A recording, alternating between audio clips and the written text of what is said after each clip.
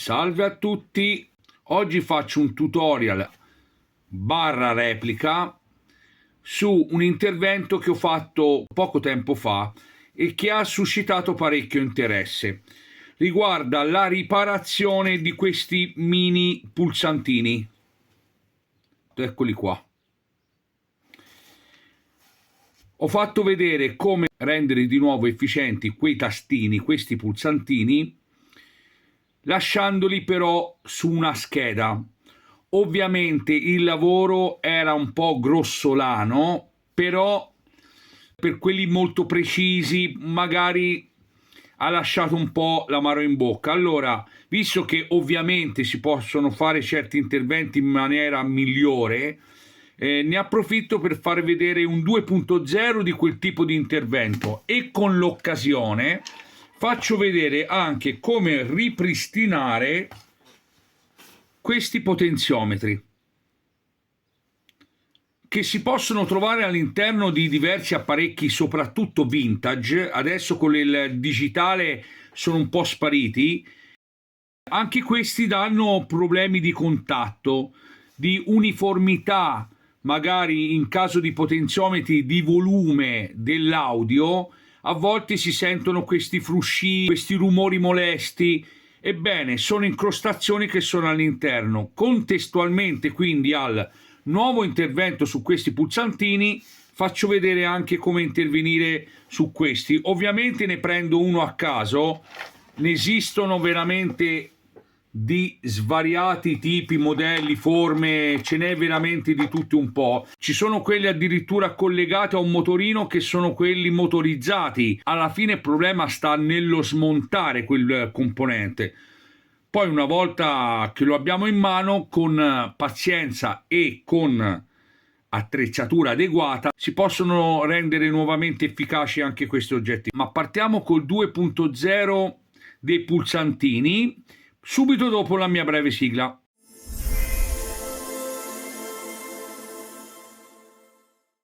Bentornati sul mio canale.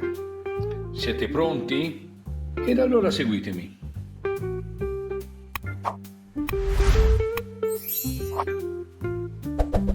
Eccoci qua. Allora, faccio vedere questo pulsantino. Ribadisco, non sono soluzioni da preferire alla sostituzione di uno nuovo, per carità, ma è anche vero che questi poi di fatto tornano nuovi, perfettamente funzionanti. Faccio vedere, io adesso lo premo, vedete? Dà una resistenza, però non dà il corto, quindi non funziona come dovrebbe. Andiamo rapidamente a fare stavolta un intervento molto più preciso. Io ho una morzetta del genere, ne esistono di vari tipi, anzi questa sarebbe anche poco indicata, però io questa ho. Vi faccio vedere. Prendo il pulsantino e cerco di fermarlo a metà della plastica in modo che ne esca una parte e lo serro. Ecco qua. Solito temperino chirurgico che ho usato l'altra volta. Alternativamente si possono usare anche questi rasoi. In questo caso, con questo tipo di morsa, questo non riesco ad utilizzarlo, quindi uso il mio bisturi. Vado a rimuovere i 4 punti di plastica che bloccano la lamina di metallo. Adesso lo tolgo, lo giro. Questa purtroppo non è proprio una morsa adatta per fare questo tipo di intervento, proprio no. Adesso vado a togliere gli altri due, 1 e 2, perfetto.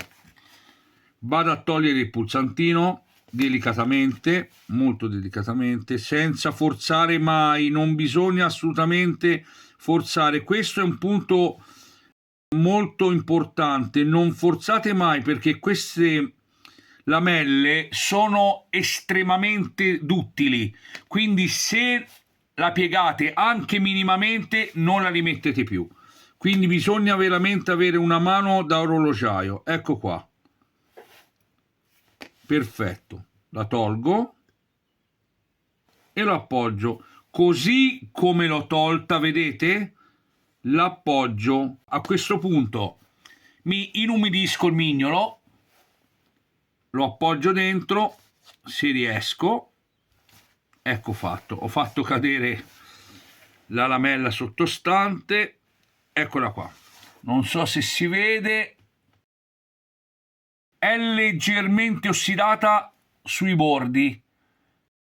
Fidatevi, se non si vede fidatevi.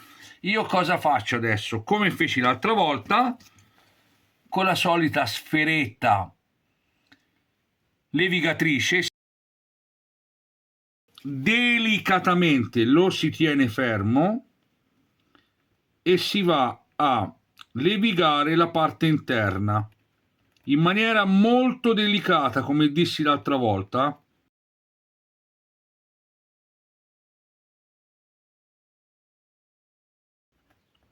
In modo da rimuovere tutte le ossidazioni che si possono trovare all'interno.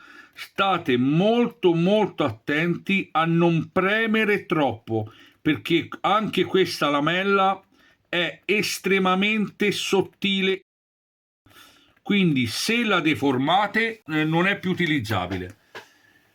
Prendiamo un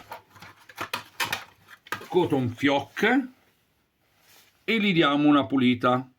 Non serve umidificarlo con niente, asciutto. La stessa cosa adesso all'interno del pulsantino, facciamo così in maniera molto delicata, sottolineo sempre, ribadisco, cotton fioc, rimuoviamo, vedete, non so se si vede, leggermente sporco, leviamo così i residui di polvere. Accertatevi che non vi siano peletti all'interno. Andiamo a rimettere la lamella all'interno. Ecco fatto. Adesso la chiusura. La chiusura stavolta la faccio in maniera molto più precisa e diversa. Attenzione, attenzione, bisogna essere a questo punto degli orologiai. Servono lenti come queste. Non fate l'occhio nudo perché è quasi impossibile.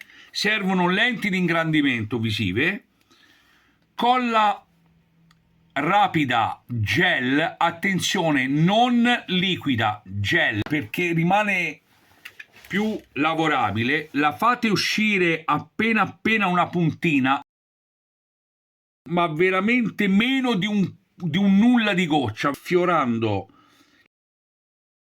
La mettete sugli angoli.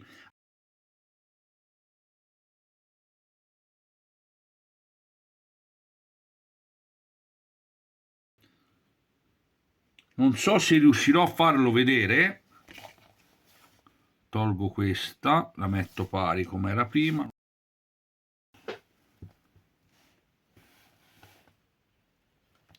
Io l'ho messa leggermente sui 4 angoli, ma veramente pochissima, veramente una cosa da microscopio. A questo punto riprendo la lamella col pulsantino e la vado a rimettere nella stessa identica posizione.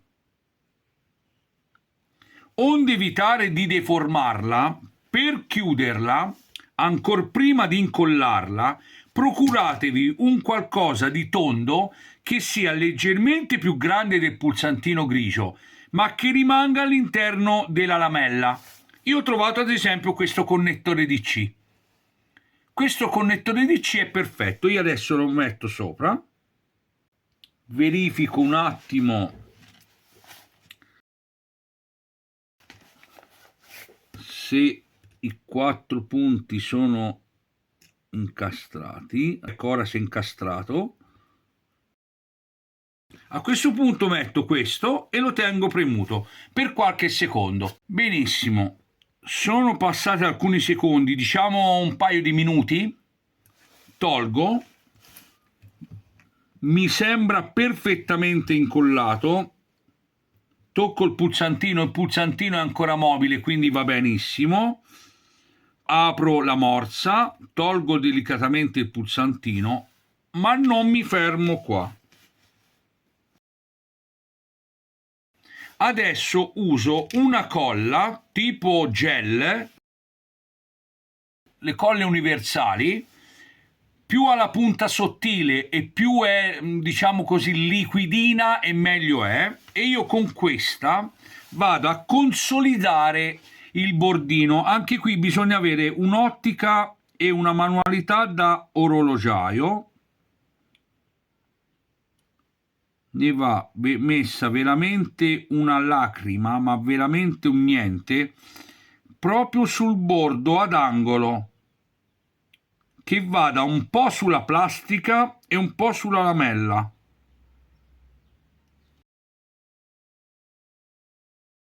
Adesso io la metto, poi ve la faccio vedere da vicino. Ok. Se vi sembra avercene messa un filino troppo, sappiate che quando asciuga praticamente sparisce. Verifico, sono stato lontano dal pulsantino, perfetto, ecco qua. Non so se si vede, metto vicino al dito, eccolo qua, vedete? Tutto intorno ai lati, l'ho messo tutto intorno ai lati. Una volta secco, questo pulsantino qui è ritornato praticamente nuovo. Io già ve lo faccio vedere in azione. Avevate visto prima?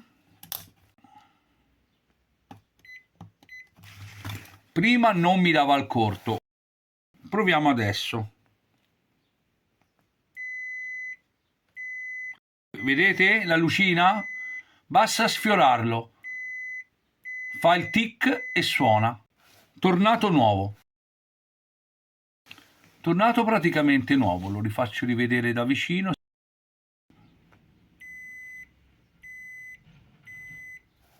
Ecco qua.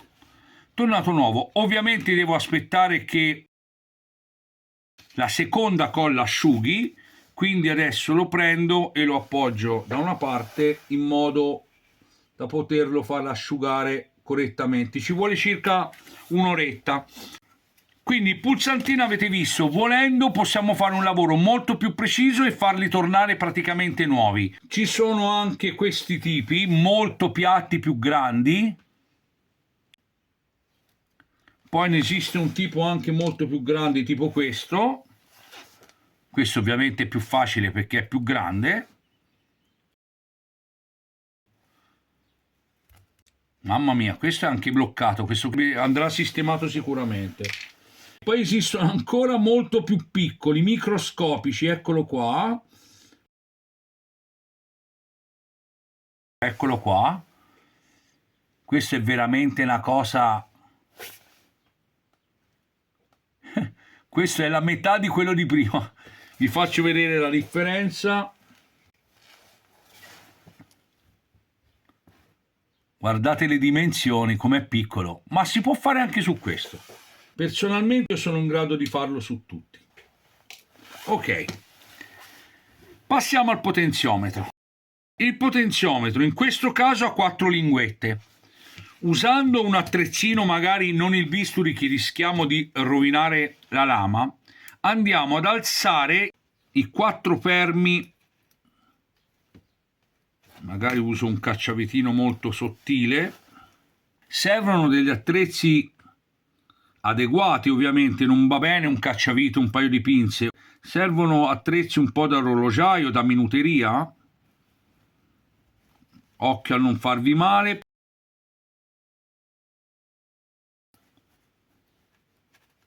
Ok. Si provano ad alzare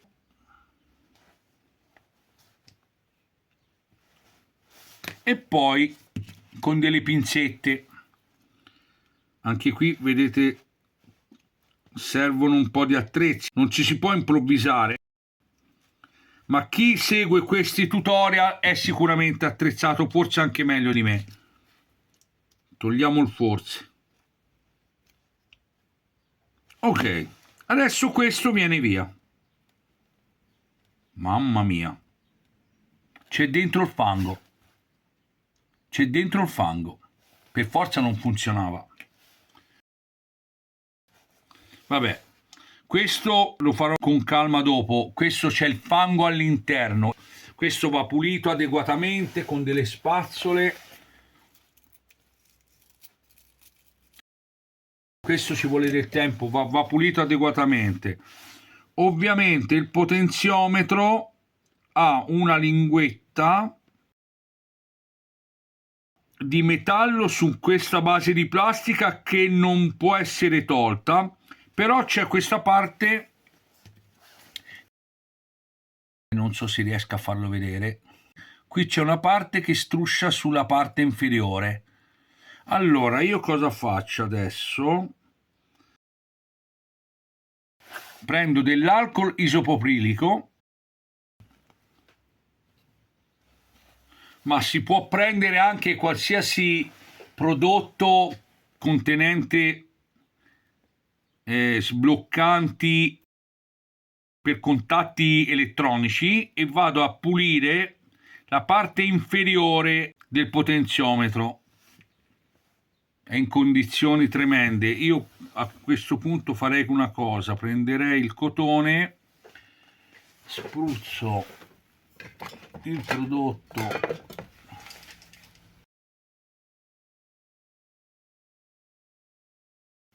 e vado a inserirmi delicatamente al di sotto, ecco così, e vado a pulire, a sgrassare il potenziometro. Poi ovviamente questo intervento voi lo dovete adeguare al tipo di potenziometro. Questo è come struttura molto elementare.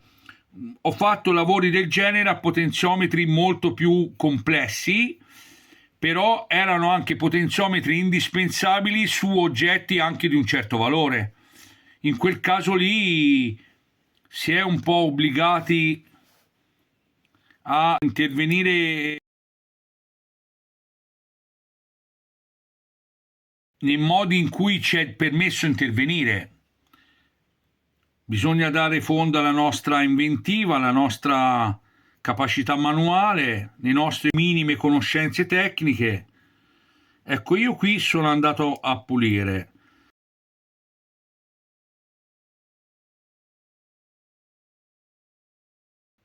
Allora, è impossibile da farlo vedere. Vi faccio un disegno. La lamella che va a toccare nella parte inferiore in realtà non è un pezzo unico di metallo, ma in realtà è una spazzola. Sono tante laminelle una attaccata all'altra, molto molto morbide, quindi vanno a fare poi un unico contatto, però in questo modo qui si plasmano perfettamente sulla parte sottostante. Quindi il potenziometro adesso sarebbe pulito. Posso provare con della carta abrasiva molto sottile. Prendete una 2000. Allora, la parte di carta va passata nella parte sottostante e non viceversa, attenzione. La parte graffiante, chiamiamola così, la si passa delicatamente al di sotto della lamella, in maniera molto molto delicata, così. Molto molto delicata. Basta. Soffiatina e a posto. Ora questo io lo ripulisco e poi lo chiudo. Però nel frattempo vi posso far vedere che il potenziometro a questo punto funziona. Mettiamo l'ometro, mettiamo i due poli, centrale e laterale,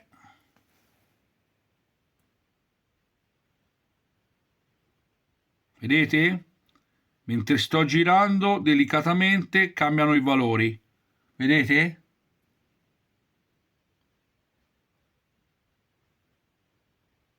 Vedete com'è sensibile?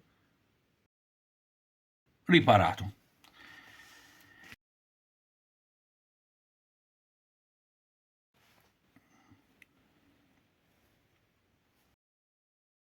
E questo è quanto. È importante sapere che si possono fare questi tipi di interventi perché può capitare di ritrovarsi di fronte a potenziometri di questo genere o di questo genere che sono praticamente introvabili. E posso prendere un altro esempio, tipo questo. Si può prendere questo addirittura a doppi contatti. Ci sono anche fatti così, ci sono anche così. Sono introvabili, sono introvabili. Si può fare la stessa procedura anche per gli slider. Io ho imparato a farli sui mixer.